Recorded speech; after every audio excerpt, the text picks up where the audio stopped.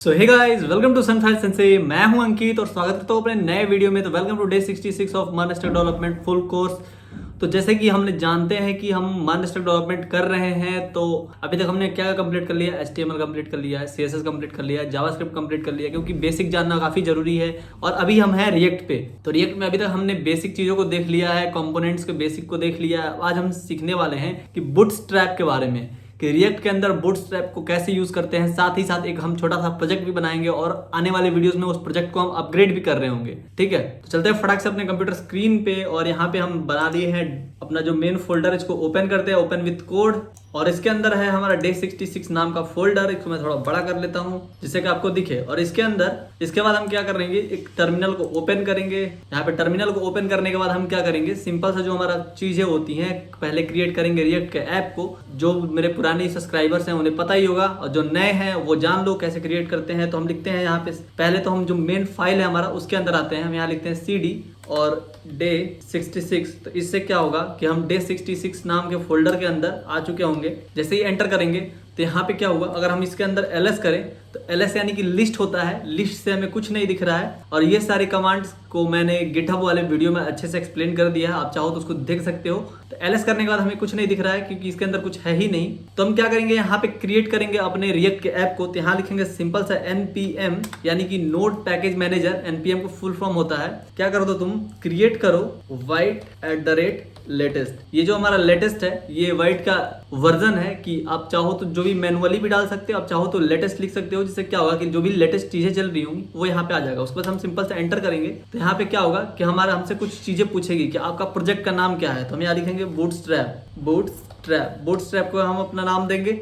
और यहाँ पे पैकेज का नाम पूछ रहा है, तो बस हम यहाँ एंटर कर देना और कुछ नहीं करना है। उसके बाद हमें किस फ्रेमवर्क पे काम करना है, तो अभी हम रिएक्ट सीख रहे हैं तो रिएक्ट के लिए जाएंगे। यहाँ पे रिएक्ट पे जाके यहाँ पे अप या डाउन एरो का यहाँ पे यूज करेंगे। यहाँ पे अप डाउन एरो का यूज किए, यहाँ पे आगे रिएक्ट पे आके एंटर कर दिया। अब आप पूछ रहा है किस लैंग्वेज में कोड करना चाहते हो। यहाँ टाइप स्क्रिप्ट भी है और जावास्क्रिप्ट भी है। तो हम जावास्क्रिप्ट में कोड करेंगे, तो जावास्क्रिप्ट जाके एंटर कर दिया। तो क्या हुआ कि ये इतना सारा फाइल हमें बना के दे दिया। अगर हम यहाँ पे ls करें तो हमें यहाँ पे एक फोल्डर दिखा रहा है बूटस्ट्रैप। तो अभी क्या करना होगा, हमें बूटस्ट्रैप फोल्डर के अंदर जाना होगा। अभी हम थे डे 66 वाले फोल्डर के अंदर, अब हमें जाना होगा बूटस्ट्रैप वाले फोल्डर के अंदर। तो हम लिखेंगे चेंज डायरेक्टरी। CD का फुल फॉर्म होता है बूटस्ट्रैप। ठीक है, अब जैसे ही एंटर करेंगे तो हम बूटस्ट्रैप वाले फोल्डर के अंदर आ चुके हैं। अब हमें क्या करना होगा, अब हमें यहाँ अगर ls लिखे यानी कि लिस्ट करो इसके अंदर क्या क्या चीजें हैं, तो यहाँ में इतनी सारी चीजें दिख रही है कि पब्लिक है, एक src है, एक ये है, एक git ignore है। git ignore में वो सारी फाइलें होती हैं जो कि आपको गिटहब पे पुश नहीं करना होता है, जो वर्जन कंट्रोल से जिसको कोई मतलब नहीं है। एक index.html है, package.json है,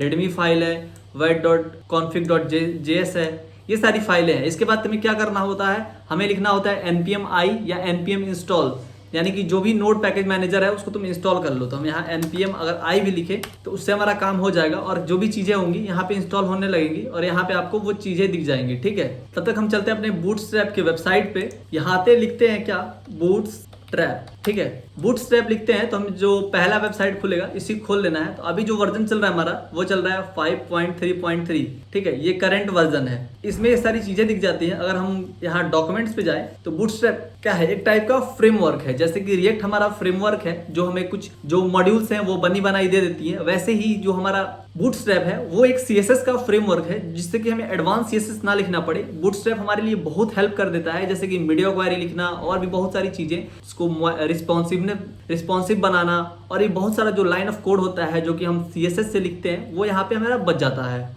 ऊपर से ये क्रॉस ब्राउजर प्लेटफॉर्म भी है। क्रॉस ब्राउजर कहने का मतलब कि मान लो कि हम जो एक वेबसाइट बना रहे हैं तो वो क्या होता है, मान लो क्रोम पे अच्छे से चल रहा है, फोन पे अच्छे से चल रहा है, लेकिन अगर वही चीज अगर हम सफारी पे ऑन करते हैं, फायरफॉक्स पे ऑन करते हैं, एड्ज पे ऑन करते हैं, तो वो क्या होता है, अच्छे से नहीं दिख पाता है। तो बूटस्ट्रैप क्या किया है, वो सारे प्लेटफॉर्म पे सब चीज चेक कर लिया है, तब हमें वो चीज देता है, जिससे क्या होता है कि हमारा जो टाइम है वो काफी बच जाता है और हम अपने काम को और फास्ट और इफिशिएंट बनाते हैं। इसीलिए हम बूटस्ट्रैप को यूज करते हैं। इसमें बहुत सारे मॉड्यूल्स दिए हुए हैं। अगर हम यहाँ पे एग्जांपल्स पे जाते हैं तो एग्जांपल्स पे आपको बहुत सारी चीजें दिख जाएंगी, जैसे कि यहाँ पे इतनी सारी चीजें हैं। अगर हम आइकन्स पे जाते हैं तो हमें इतना सारा आइकन्स भी दिख जाता है, जैसे कि आपको डायरेक्टली यूज कर सकते हैं। आप थीम पे जाते हो तो थीम में भी आपको बहुत सारी चीजें दिख जाती हैं, लेकिन यहाँ पे क्या है, कुछ चीजें जो है पेड भी हैं। ठीक है, आप यहाँ पे करके ये सारी चीजें ले सकते हो, लेकिन मैं प्रेफर नहीं करूंगा कि आप पे करो। अगर हम वही चीज डॉक में जाते हैं तो यहाँ पे बहुत सारी चीजें दिख जाती हैं, जैसे कि हमने फ्लेक्स बॉक्स ग्रिड वगैरह पढ़ा था, तो यहाँ जैसे ग्रिड का ऑप्शन है, हम ग्रिड में जाते हैं तो हमें ये सारी चीजें मिल जाती है। जैसे आपको कॉलम बनाना है तो आप ऐसे बना सकते हो, आपको ऐसे बनाना है तो ऐसे बना सकते हो, ये सारी चीजें होती हैं, ठीक है। अगर हम चेक करते हैं अपने VS कोड में कि हमारा जो npm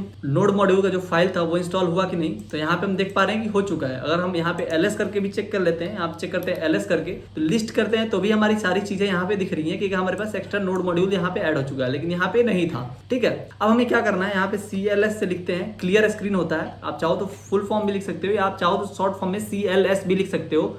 इससे क्या होता है कि जो स्क्रीन होता है वो क्लियर हो जाता है। मैं एंटर करते हैं तो जो हमारा टर्मिनल है वो क्लियर हो चुका है। तो अभी क्या करना है, हमें बूटस्ट्रैप को उसके अंदर इंस्टॉल करना है। बूटस्ट्रैप को पहले क्या करना होगा, इंस्टॉल करना होगा, ठीक है। तो यहाँ पे हम आते हैं जैसे बूटस्ट्रैप के वेबसाइट पे, और यहाँ लिखा है npm i bootstrap @5.3.3। आप चाहो तो इसको कॉपी कर सकते हो या यहाँ पे भी क्लिक करोगे तो कॉपी टू क्लिक बोर्ड हो जाएगा, और यहाँ से आगे सिंपल सा आपको यहाँ पे आके पेस्ट कर देना है। और जैसे ही एंटर करोगे तो जो चीजें हैं वो इंस्टॉल होने लगेंगी, ठीक है। तो इंस्टॉल होता है, मैं और भी चीजें बताता हूँ आपको। तो यहाँ पे देखो ये काफी जल्दी इंस्टॉल हो गया, मुझे और भी बताने का टाइम ही नहीं मिला। अब बोलोगे कि मुझे पता कैसे चलेगा कि इंस्टॉल हुआ, तो अगर हम यही चीज आए पैकेज.json में, तो अब मैं क्या करता हूँ, इसको थोड़ा नीचे कर लेता हूँ। तो यहाँ पे हमारे पास एक चीज थी डिपेंडेंसीज, ठीक है। तो डिपेंडेंसीज में हमारे पास रिएक्ट था और रिएक्ट डोम था, लेकिन अभी क्या है, बूटस्ट्रैप का भी डिपेंडेंसीज जो है वो इंस्टॉल हो चुकी हैं और उसको हम आसानी से अब अपने प्रोजेक्ट के अंदर यूज कर सकते हैं बिना किसी दिक्कत के, ठीक है। अब इसको बात आती है डिपेंडेंसीज तो हमने इंस्टॉल कर ली और अब हमें इसको इंपोर्ट करना होगा। जैसे हम यहाँ पे कहाँ गया, अगर हम चले main.jsx में, तो यहाँ क्या होता था, रिएक्ट डोम को हम इंपोर्ट कर रहे थे और रिएक्ट को भी इंपोर्ट कर रहे थे जो कि हमारे डिपेंडेंसीज हैं। वैसे ही क्या करना होगा, हमें इसको इंपोर्ट करना होगा जो बूटस्ट्रैप है। तो उसको इंपोर्ट करने का हमारे पास एक कमांड होता है। पहले मैं आपको लाइव सर्वर पे इसको मैं थोड़ा छोटा कर लेता हूँ। अब मैं इसको थोड़ा रन करा के आपको दिखा देता हूँ। अगर यहाँ मैं लिखूँ npm run dev, अगर किसी को नहीं पता कि ये npm run dev क्या है, तो आप जाओ फर्स्ट लेक्चर देख लो रिएक्ट वाला, वहां पे आपको हर एक चीज समझ आ जाएगा। अब यहाँ पे बस मैं एंटर करता हूँ तो क्या होगा कि हमारा जो भी लोकल होस्ट का जो भी सर्वर है वो ऑन हो जाएगा। तो बस मुझे इस लिंक पे जाना होगा और कंट्रोल बटन को क्लिक करके एक माउस का बटन को क्लिक कर लेना होगा। तो क्या होगा, ये जो चीजें हैं वो हमारे ब्राउजर में खुल रही होंगी। तो जैसे देखो यहाँ पे ये कुछ इफेक्ट दिखा रहा है। तो देखो अभी जो है हमारा जो नॉर्मल सा रिएक्ट का फाइल है वो ऑन हो चुका है। इसको हम साइड बाय साइड कर लेते हैं, जैसे कि हम ऐसे रखते हैं और थोड़ा सा इसको एडजस्ट कर लेते हैं। इसको हम इधर खींच के कर लेते हैं और अब इसको हम इधर खींच के कर लेते हैं। तो इससे साइड बाय साइड रहता है तो क्या होता है कि हमारी जो चीजें हैं वो आसानी से दिख पाती हैं। हम जो कोड कर रहे होते हैं तो वो लाइव प्रीव्यू हमें होते रहता है। आप चाहो तो लाइव प्रीव्यू एक्सटेंशन भी इंस्टॉल कर लेते हो, लेकिन वहां पे बहुत सारी चीजें आपको नहीं मिल पाती, जैसे इंस्पेक्ट वगैरह नहीं कर सकते हो, आप टाइटल वगैरह नहीं देख सकते हो, ठीक है। तो अब हम क्या करते हैं, इसको इंपोर्ट करते हैं। तो लिखते हैं इंपोर्ट, और इंपोर्ट किसे करना है, तो इंपोर्ट करना है हमें बूटस्ट्रैप को। तो बूटस्ट्रैप हम लिखते हैं, उसके बाद हमें स्लैश देना होगा, उसमें लिखते हैं dist यानी डिस्ट फोल्डर से। तुम क्या करो, CSS को लो, फिर क्या करो bootstrap.min.css को यूज कर लो, ठीक है। अगर हम इसको सेव करें तो देखो क्या हुआ कि हमारे पास एक यहाँ पे एक्स्ट्रा चीज आ गया। अब बोलोगे कि हम यहाँ पे ऐसे आ रहा है लेकिन यहाँ पे ये चीजें क्यों आ गई, क्योंकि हम जानते हैं कि CSS का जो चीजें होती हैं वो सीक्वेंस वाइज होती हैं, यानी कि आप किसको प्रायोरिटी ज्यादा देते हो, जो नीचे वाला होता है, जो आप सबसे पहले लिखे, जो सबसे बाद में लिखे रहते हो, उसका प्रायोरिटी ज्यादा रहता है। अगर इसी चीज को मैं क्या कर दूं, ऊपर कर दूं, तब देखो अभी भी वो सारी चीजें आ रही हैं। अगर क्या करूं मैं कि index.css को हटा देता हूं, ठीक है, और सेव करता हूं, सारी चीजें जा चुकी हैं, ठीक है, नॉर्मल सा चीज दिख रहा है। वही इसको मैं कर दूं और इसको मैं क्या करता हूं, इसको मैं कमेंट कर देता हूं। अगर अब सेव करूं तो जो पहले जैसे थी वैसे हमारी सारी चीजें आ रही हैं, ठीक है। तो अभी हमें क्या करना है कि हम चलते हैं अपने index.css के अंदर और ये सारी जो चीज़ें हैं इसको खैर छोड़ो, अभी रहने देते हैं। तो ये जो सारी चीज़ें थी कि हम कैसे बूटस्ट्रैप को ऐड करते हैं, कैसे सारी चीज़ों को करते हैं, ये हमने इस वीडियो में देख लिया। अब हम चलते हैं एक प्रोजेक्ट को करते हैं, जिसके बाद आपको और भी चीज़ें जो हैं वो समझ में आ जाएगी। हमारा प्रोजेक्ट का नाम है टू डू लिस्ट, ठीक है। आपने टू डू लिस्ट तो देखा ही होगा। चलते हैं अपने ब्राउजर पर, आपको दिखाते हैं। जैसे आप इस इमेज को देख रहे हो, ऊपर क्या है, एक हेडिंग है जिसको लिखा हुआ है टू डू लिस्ट, और दूसरा चीज क्या है, यहाँ पे एक बॉक्स है जिसमें लिखा है ऐड आइटम, उसके बाद ऐड लिखा है, फिर यहाँ पे कुछ चीजें लिखी हैं, इसमें एक ऑप्शन है डिलीट और एडिट का। इसमें हम कुछ चीजें ऐड करेंगे जिसमें हमारा लिस्ट का नाम होगा और साथ में ही उसका टाइम भी होगा और साथ में ही एक बटन भी होगा, ठीक है।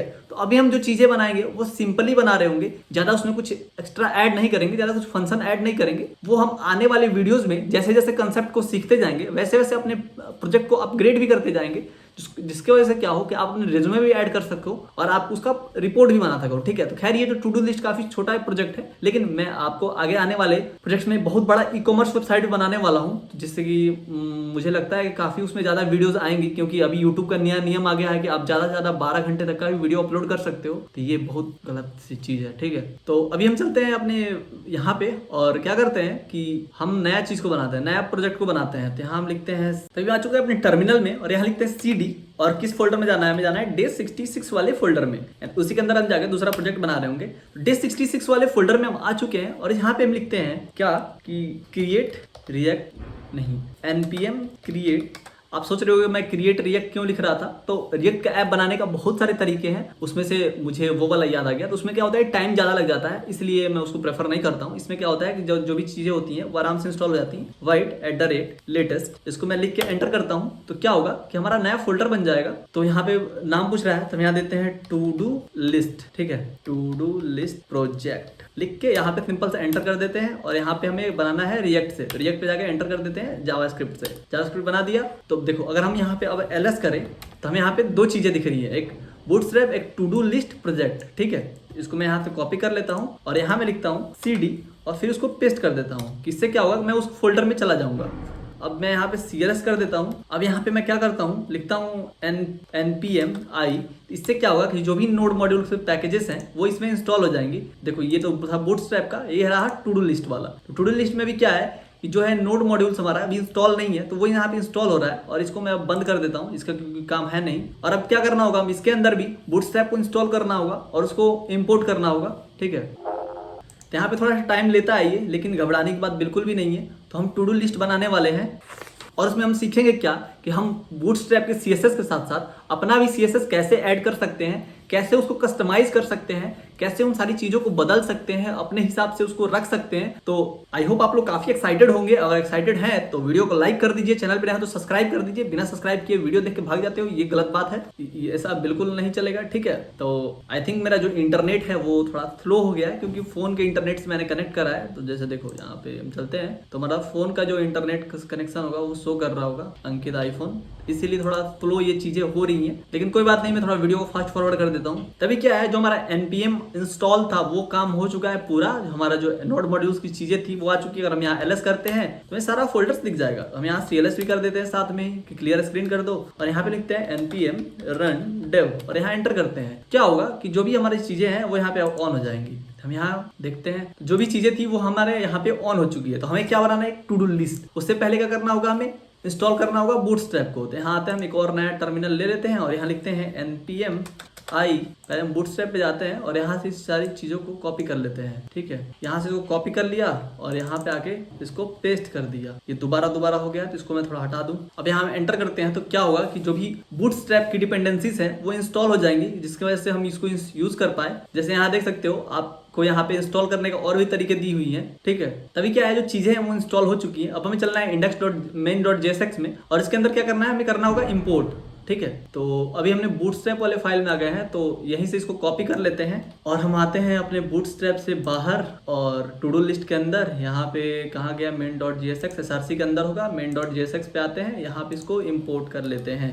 ठीक है, अब इसको सेव कर देते हैं। तो क्या होगा कि जो भी हमारी चीजें हैं वो यहाँ पे ऐसे दिखने लगी, यानी कि जो हमारा बूटस्ट्रैप है वो काम करने लगा प्रॉपर्ली। अब हम क्या करते हैं कि इसके जो index.css है इसको हम डिलीट कर लेते हैं। अब हम डिलीट क्यों कर रहे हैं, क्योंकि ये हमें थोड़ा, जो भी हम CSS को यूज करेंगे उसमें ये क्या करेगा, खुद से चेंज कर देगा। और ये app.css है, इसको हम पूरा क्लियर कर लेते हैं। इसको क्लियर क्यों किए ये भी आपको आगे पता चल जाएगा, तो डोंट वरी फॉर दिस। अब हम आते हैं अपने app.jsx में। तो ठीक है, आपको यहाँ पे कुछ चीजें दिख रही हैं। हम क्या करते हैं, यहाँ से इसको यहाँ तक क्लियर कर देते हैं। तभी क्या है, हमारा जो भी चीजें हैं नॉर्मल वो दिख रही हैं। ठीक है, और खैर छोड़ो, पूरे को हटाते हैं। पूरे को ही हटा दिया app.css में। और हम कैसे जानते हैं, फंक्शन बनाते हैं, लिखते हैं फंक्शन का नाम दे दिया हमने ऐप, फिर पैरामीटर्स को रखा ब्लैंक, फिर नीचे आया, फिर इसमें दे दिया रिटर्न कर दिया, और उसके बाद नीचे आया और यहाँ पे हम क्या कर दिए, एक्सपोर्ट डिफॉल्ट ऐप। ठीक है, इतना जो काम है वो हमने कर लिया। और अब क्या करना है, इसके अंदर एक हम सिंपल सा यहाँ पे टैग को यूज कर लेंगे, और यहाँ पे चाहो तो आप डिव भी लिख सकते हो, लेकिन आप कुछ भी लिख सकते हो। ठीक है, उसके बाद हमें क्या कर देना है, पहला जो चीज है ऊपर हमें हेडिंग देना है। हम चले यहाँ पे, अगर यहाँ पे देखें तो यहाँ पे क्या एक हेडिंग है, टू डू लिस्ट, ठीक है। तो हम यहाँ आएंगे अपने VS कोड में और यहाँ पे लिखेंगे सिंपल सा एक H1 देके, हम यहाँ एक H1 टैग देंगे, लिखेंगे H1 और यहाँ लिखेंगे टू डू लिस्ट, ठीक है। और इसको सेव कर लेते हैं। तो क्या हुआ कि हमें एक टू डू लिस्ट मिलके आ गया। अभी देखो ये यहाँ पे आ रहा है, हम चाहते हैं इसको सेंटर में रखना, ठीक है। तो यहाँ पे हम क्या करते हैं, सेंटर टैग को यूज कर लेते हैं। यहाँ लिखते हैं सेंटर और सेंटर टैग को हमने यूज कर लिया और यहाँ पे हम क्या करते हैं, इसको कट करते हैं और इसको यहाँ से लाके यहाँ पेस्ट कर देते हैं, जिससे क्या होगा कि हमारा जो सेंटर टैग है वो आसानी से लग गया। और यहाँ पे क्या हुआ है कि ऐप के बीच में क्यों आ रहा है, इसके लिए हमें कुछ चीजें देखनी होंगी। app.css तो खैर ब्लैंक है, इसको सेव करते हैं। खैर app.css को हम डिलीट करके ही देख लेते हैं।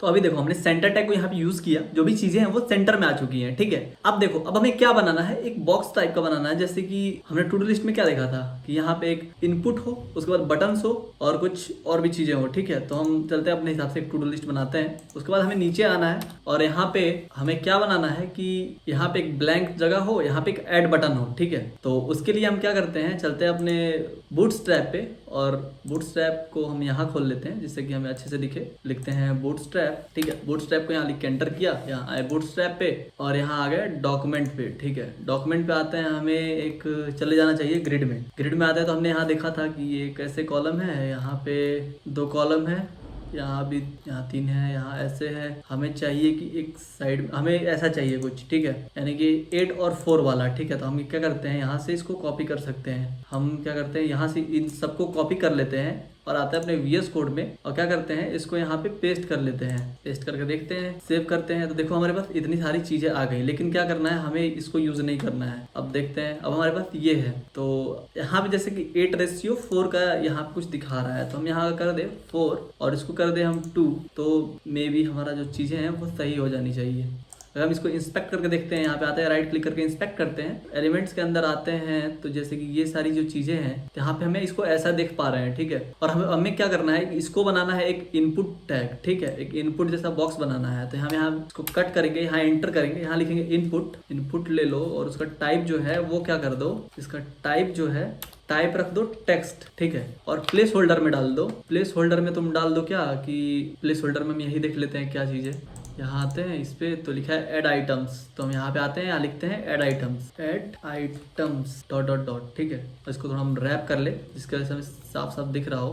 तो यहाँ देखो अभी हमने सिर्फ सेव करा है बस गलत, तो यहाँ पे ये एरर थ्रो कर दिया। अब देखो अब हम इसको सेव कर रहे होंगे तो यहाँ पे अच्छे से ये आ रहा है, ठीक है। अब हमें क्या करना है, इसके बाद इसको ठीक करना है। तो यहाँ पे हमें क्या करना है, एक बटन बनाना है। तो बटन के लिए हम चलते हैं अपने यहाँ पे और यहाँ पे हम सर्च करते हैं बटन। तो हमें बटन में बहुत सारी चीजें आ गई हैं। तो जैसे कि ऐड करने के लिए हमें कौन सा रहेगा, ये ब्लू वाला सक्सेस वाला ज्यादा अच्छा लगेगा। तो हम यहाँ से सक्सेस वाले को कॉपी कर लेते हैं और आते हैं अपने VS कोड पे और यहाँ पे इसको हम पेस्ट कर लेते हैं, ठीक है। और यहाँ पे हम लिख देते हैं इसको ऐड आइटम, सिंपल से लिख देते हैं ऐड, ठीक है। सेव किया तो यहाँ में एक ऐड बटन बन गया। इसमें इफेक्ट भी दिख रहा है, यहाँ पे जा रहे हैं। तो अगर देखो वही मैं इसको क्या करूँ कि थोड़ा स्ट्रेच भी करता हूँ तो ये रिस्पॉन्सिव भी है, ठीक है। वैसे ही हमें क्या कर सकते हैं कि और भी चीजें बना सकते हैं। जैसे कि अब क्या क्या है, अब है हमारे पास यहाँ पे कि टेक्स्ट 1 हो, टेक्स्ट 2 हो, टेक्स्ट 3 हो।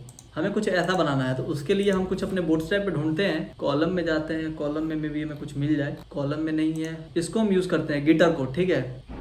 या फिर हम इसको यूज कर लेते हैं जिसमें हम क्या करेंगे, एक जगह डाल देंगे उस टेक्स्ट को, दूसरी जगह डाल देंगे बटन को और दूसरी जगह क्या है, एक एडिट को डाल देंगे, ठीक है। तो हम इसको कॉपी करते हैं, इसको हम यूज करेंगे, ठीक है। हम यहाँ आते हैं अपने VS कोड में और उसके बाद जैसे कि ये वाला डिव कहाँ से शुरू है, H1 के बाद। अगर मैं इसको डॉक्यूमेंट में फॉर्मेट कर दूं तो अब हमें ठीक से दिख रहा है। तो जैसे कि ये है प्लेस होल्डर यहाँ से यहाँ तक, ठीक है। अब इसके बाद हम यहाँ आते हैं नीचे, इसको पेस्ट कर देते हैं। तो इसको सेव करें हम, तो यहाँ पे हमें 3 चीजें दिख रही हैं। तो हम क्या करते हैं, जो पहला वाला है इसको थोड़ा हम 6 कर लेते हैं जिससे थोड़ा बड़ा हो जाए। और इसमें हम क्या करेंगे, एक टेक्स्ट को डालेंगे। टेक्स्ट हमें डालना होगा, क्या टेक्स्ट डालेंगे, तो इसमें हम लिखेंगे टास्क 1, ठीक है। और इसमें इस जगह पे हमें देना होगा बटन।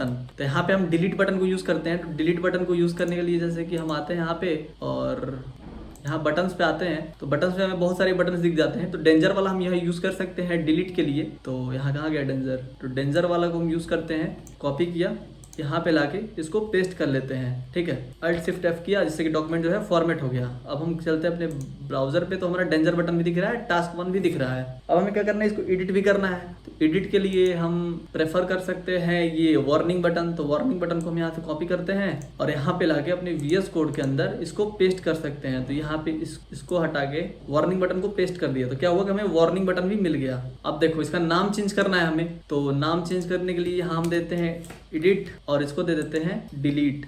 ठीक है, इसको सेव कर लिया। तो ये जो हमारा टास्क 1 है वो तो कंप्लीट हो गया। अब जैसे देखो इसको हम एक्सपेंड करते हैं तो ये भी अभी भी हमें ऐसे दिख रहा है। तो हमें चाहिए क्या कि बगल बगल में आए। तो लगता है हमने कुछ गलती कर दी है, तो हम ग्रिड में आते हैं फिर, और हमें ऐसा चाहिए तो हम इसी को कॉपी करते हैं यहाँ से और यहाँ लाके इसको पेस्ट कर देते हैं। ठीक है, और वो ऊपर वाला जो है हमारा गलती हो चुका है, तो इसके लिए हम क्या करेंगे, यहाँ से इसको हम हटा देंगे। ठीक है, लेकिन बटन वगैरह को हम यूज़ कर लेते हैं। पहले बटन को यहाँ से कॉपी कर लिया X और इस कॉलम के जगह पे इसको पेस्ट कर दिया। फिर यहाँ बटन गए तो डेंजर जो बटन था इसको हम यहाँ से किए और इसको लाके इसके इस कॉलम के अंदर पेस्ट कर दिए। अभी देखो हमारा जो है साइड बाय साइड चीज़ें दिख रही हैं। अब यहाँ पे जो कॉलम लिखा है इसके जगह हम कर देंगे टास्क 1। अब हमारा जो चीज़ें हैं वो ठीक से दिख रही हैं। अभी हमें ऊपर वाले को हटाना होगा, तो ऊपर वाले को हम हटा देते हैं। तो अभी जो चीज़ें हैं वो ठीक ठाक दिख रही हैं। ठीक है, एक यहाँ पे हो गया टास्क 1, डिलीट और एडिट। मुझे लगता है इसको भी ऐसे ही करना चाहिए, जिसकी वजह से साइड बाय साइड आ जाए। तो इसके लिए हम क्या करते हैं, इसी को उठाते हैं, कॉपी करते हैं और ऊपर चल के यहाँ पे डुप्लीकेट कर लेते हैं। थोड़ा स्पेस देके ऊपर पेस्ट कर दिया। क्या हुआ, सेव किया तो दो बार आ गया हमारे पास। लेकिन अभी हमें क्या करना है कि यहाँ पे एक इनपुट टैग देना है, तो कॉपी करते हैं यहाँ से और जो पहला है यहाँ पे टास्क 1 इसको हम हटा के इनपुट टैग दे देते हैं। और उसके बाद हमें क्या करना है, एक बटन ऐड करना है। तो बटन को हम उठाते हैं यहाँ से, कॉपी करते हैं और यहाँ पे इस डिलीट बटन की जगह पे इसको यूज कर लेते हैं। तो ऐड बटन हो गया हमारे पास और बस अभी हमें क्या करना है, इस वाले बटन को हटा देना है। ठीक है, सेव किया। अभी जो चीजें हैं वो ठीक से दिख रही हैं। तो अब हम इसको क्या करते हैं, इसको हटा देते हैं, Alt Shift F करते हैं। तो जो भी हमारा डॉक्यूमेंट है वो फॉर्मेट हो चुका है, यानी हमारे पास यहाँ पे टास्क है, डिलीट है और एडिट है। अब हमें क्या करना है, ऐसे ही बनाना है 3-4। जैसे कि हम यहाँ से इसको कॉपी कर लेंगे, इसको हम डुप्लीकेट कर लेते हैं 3 बार। ठीक है, और यहाँ पे हम दे देते हैं टास्क 2 और यहाँ दे देते हैं हम टास्क 3। सेव किया तो हमारा टास्क 1, टास्क 2 और टास्क 3 आ गया। देखो ये जो चीजें थी ये तो हमने नॉर्मली बना लिया, लेकिन अब क्या करना है, हमें इनको कंपोनेंट्स के जरिए बनाते हैं। ठीक है, तो हम क्या करते हैं, SRC के अंदर आते हैं और इसके अंदर एक नया फाइल फोल्डर बनाते हैं। यहाँ लिखते हैं कंपोनेंट्स, कंपोनेंट्स के अंदर आते हैं और इसमें हम बनाते हैं एक नया फाइल। तो फाइल में हम क्या देंगे, पहले हम हेडर को देते हैं। तो लिखते हैं हेड नेम डॉट JSX। ठीक है, हेड नेम डॉट JSX दे दिया। यहाँ हम लिखेंगे, सिंपल से बनाएंगे फंक्शन। ठीक है, फंक्शन बनाया, फंक्शन का नाम देते हैं हम हेड नेम। पैरामीटर्स हम इसको ब्लैंक रखते हैं। रिटर्न करते हैं क्या, हम रिटर्न कर देते हैं एक H1 को और H1 में लिख देते हैं टू डू लिस्ट। ठीक है, अब इसको हम सेव कर लिया, लेकिन इसको एक्सपोर्ट भी तो करना होगा। तो हम यहाँ लिखेंगे एक्सपोर्ट डिफॉल्ट और क्या कर दो, एक्सपोर्ट डिफॉल्ट हेड नेम को। ठीक है, सेव कर दिया। कंट्रोल शिफ्ट F अगर लिख करते हो, जिससे क्या होता है, फॉर्मेट डॉक्यूमेंट होता है। जो ये सेमीकोलन्स वगैरह छूटा रहता है ये खुद ब खुद इसके अंदर आ जाता है। ठीक है, इसको हम सेव करते हैं। तभी देखो अभी कोई फर्क नहीं पड़ा, लेकिन हम app.jsx में जाते हैं और ऊपर जो हमने यहाँ पे यूज करा है टू डू लिस्ट को, अगर हम इसको हटा देते हैं। ठीक है, सेव किया तो टू डू लिस्ट तो हट गया। अब हम सिंपल से क्या कर सकते हैं, यहाँ पे कॉल कर सकते हैं हेड नेम को, और हेड नेम को जैसे ही हम कॉल करेंगे तो ऊपर भी ये क्या हुआ, ऑटोमेटिक इंपोर्ट हो गया। ठीक है, और इसको सेव करते हैं। क्या हुआ, ये टू डू लिस्ट जो है ऑटोमेटिक हमारे पास आ गया। अब हम क्या करना है, हम इसको बनाना है। ठीक है, तो हम कंपोनेंट्स के अंदर आते हैं, एक नया फाइल बनाते हैं। ऐसे क्या होता है कि कंपनीज में भी काम होता है, जैसे कि बहुत सारे डेवलपर एक प्रोजेक्ट पे काम कर रहे होते हैं, तो होता है कि तुम ये पार्ट बना दो, तुम ये पार्ट बना दो, तुम ये पार्ट बना दो, और सबको ऐसे बाद में सीक्वेंस में सजा लिया जाता है। ठीक है, तो जैसे कंपोनेंट्स में हम चलते हैं। अब यहाँ पे एक बनाते हैं क्या कि फॉर input.jsx। ठीक है, अब input.jsx में हम एक बनाते हैं फंक्शन, नाम देते हैं इसका इनपुट, पैरामीटर्स रखते हैं खाली, इसको एक्सपोर्ट कर ले। अब लिखते हैं एक्सपोर्ट डिफॉल्ट इनपुट, हो गया। अब इसको क्या करना होगा, हमें रिटर्न करना होगा। तो यहाँ लिखेंगे सिंपल सा रिटर्न। अब रिटर्न क्या करना होगा हमें, तो बना लेते हैं पहले डिव, और डिव के अंदर जो हमारा app.css में जो भी चीजें थी इसको हम यहाँ से कॉपी कर लेते हैं, कट कर लेते हैं। ठीक है, इसको हम कट किए, सेव करते हैं। तो पहले तो यहाँ से ये चीजें गायब हो गई, लेकिन input.jsx में जाके हम यहाँ पे पेस्ट कर देते हैं। ठीक है, सेव किया, कंट्रोल शिफ्ट F किया, क्या हुआ कि ये डॉक्यूमेंट चीजें जो है वो फॉर्मेट हो गई।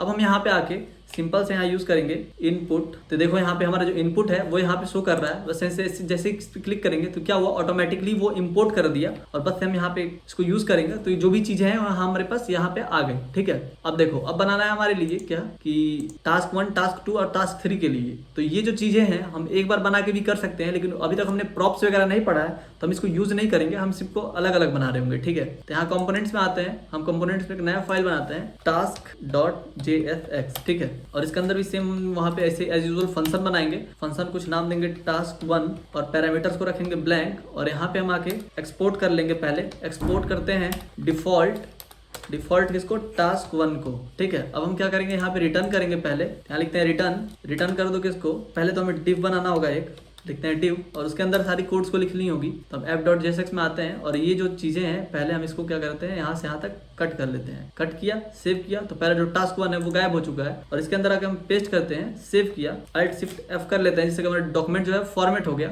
अब हम आते हैं यहाँ पे और यहाँ पे हम टास्क 1 को कॉल करते हैं, लिखते हैं टास्क 1 आ गया और क्या हुआ कि हमारा जो टास्क 1 था वो आ चुका है। ठीक है, ऐसे आप देख सकते हो सारी चीजें काम करती हैं। वैसे हम टास्क 2 और टास्क 3 के लिए बनाएंगे। तो टास्क 2 और टास्क 3 के लिए हम कंपोनेंट्स में आते हैं, न्यू फाइल पे क्लिक करते हैं और यहाँ लिखते हैं task2.jsx। क्या हुआ, task2.jsx के लिए हमारा फोल्डर बन गया। यहाँ लिखते हैं फंक्शन, तो हम यहाँ फंक्शन बनाते हैं और यहाँ लिखते हैं task2 और पैरामीटर्स को रखते हैं ब्लैंक और फिर यहाँ पे आते हैं लिखते हैं रिटर्न, क्योंकि हमें जो चीजें हैं रिटर्न करनी है। तो रिटर्न के बाद हम यहाँ लिखते हैं डिव और डिव में सारी कोड्स को देंगे। तो जैसे कि हम app.jsx में आते हैं, यहाँ से यहाँ तक के कोड को हम कट कर लेते हैं। सेव किया तो देखो टास्क 2 हमारा गायब हो गया। यहाँ पे इसको पेस्ट कर लेते हैं और यहाँ पे आके बाहर में हम एक्सपोर्ट करते हैं, एक्सपोर्ट डिफॉल्ट टास्क 2। ठीक है, Alt Shift F करते हैं तो जो भी हमारी चीजें छूटी होंगी वो यहाँ पे आ गई। ठीक है, अब हम चलते हैं app.jsx में। यहाँ पे हम क्या करते हैं टास्क 2 को भी कॉल कर लेते हैं। तो यहाँ पे ऐसे हमारा टास्क 2 यहाँ पे आ चुका है, लेकिन यहाँ पे हमने इंपोर्ट नहीं करा है। तो देखो यहाँ पे इंपोर्ट का हमें ऑप्शन नहीं दिया, तो यहाँ लेकिन हमें लिखते हैं इंपोर्ट, लिखते हैं टास्क 2, एंटर करते हैं तो जो भी चीजें हमारी यहाँ पे आ चुकी हैं। ठीक है, टास्क 3 को हम यहाँ से डिलीट कर देते हैं। ऐसे आप टास्क 3 को खुद से बना सकते हो। ठीक है, तो ये जो चीजें थी हमारा एक टू डू लिस्ट था। अगर हम यहाँ पे आके इसको क्लिक करते हैं और इसको अगर रिस्पॉन्सिव बनाते हैं, ठीक है, देखो जैसे जैसे हमारा स्क्रीन होगा वैसे वैसे ये सारी चीजें हो रही हैं। ठीक है, अब बात रहा कि इसमें थोड़ा सा हमें स्पेसिंग ऐड करना है। तो हम आते हैं अपने app.css के अंदर और इसमें से हम सारी चीजों को क्लियर कर देते हैं और सेव करते हैं। तो अभी कुछ नहीं हो रहा है, लेकिन app.jsx इसके अंदर आके और हमें क्या करते हैं यहाँ पे इंपोर्ट करते हैं CSS को, लिखते हैं import.app.css। ठीक है, तो क्या हुआ कि हमारा जो CSS का फोल्डर है वो इसमें इंपोर्ट हो गया। अब हमें क्या क्या करना है कि हम चाहते हैं थोड़ा H1 जो है हमारा थोड़ा बोल्ड हो जाए। तो हम यहाँ लिखेंगे सिंपल सा H1 और बोल्ड करने के लिए हम जानते हैं कि यूज करते हैं फंट वेट को, लिखते हैं फंट वेट और फंट वेट को हम कर लेते हैं 800। सेव करें। आई होप ये जो वीडियो है आपको अच्छा लगा होगा। अच्छा लगा तो प्लीज लाइक करना, चैनल पर नए तो सब्सक्राइब करता। मिलते हैं नेक्स्ट वीडियो में, अभी के लिए इतना ही, tata bye bye, good night.